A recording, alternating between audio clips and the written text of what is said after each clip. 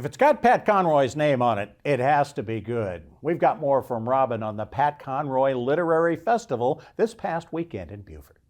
We're here in Beaufort, the University of South Carolina Beaufort Center for the Arts, to celebrate the 8th annual Pat Conroy Literary Center, going on for 4 days to celebrate Pat Conroy. And actually the first one, Susan Dickey, is a docent at the center, was in 2015 to celebrate his 70th birthday, and you were there. I was there.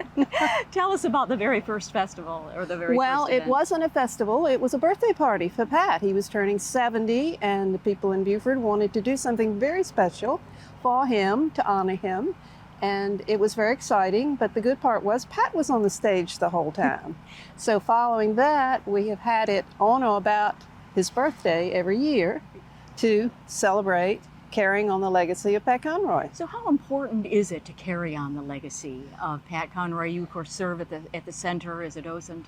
It's very important. It was very important to Pat, and not many people know how hard he worked to encourage new writers and all writers.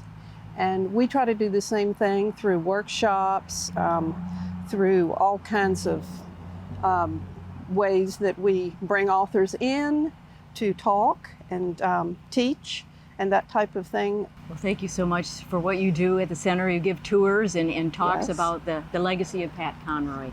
Thank you, Susan Dickey. Okay, thank you.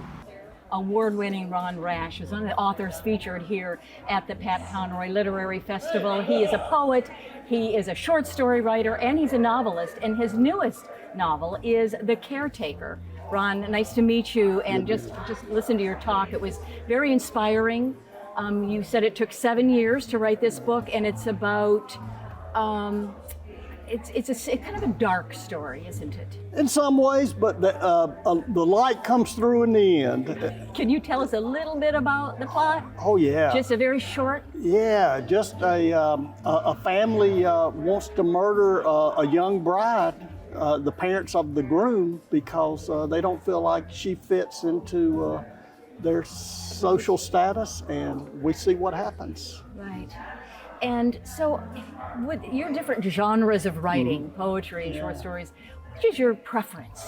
I think the short story, and the reason it's my preference is because it's the hardest to do. Right. I think it's because you have to have the satisfaction a reader wants in a narrative, a novel, a sense of a story told well, but at the same time the concision that we might get out of a poem. So it's a really tight balancing you have act. to keep it all in one Yeah, perspective. yeah. And being here at the Literary Festival, you were invited. So what does it mean to you to be here? Oh, a lot. And on a personal level, Pat Conroy was a very good friend to me. He was very generous to me, and it feels so good to know that his work is still being celebrated. Very good. Well, thank you so much for being here and sharing your story and your new novel, The Caretaker by Rash. Thanks, Ron. Thank you. Ellen Malphrus is the writer-in-residence here at the University of South Carolina, Beaufort, and is actually the deputy director of the festival, according to Jonathan. And the festival is going very well. We're actually on Friday. So what are the various components? Well, it's first of all so good to have you, Robyn.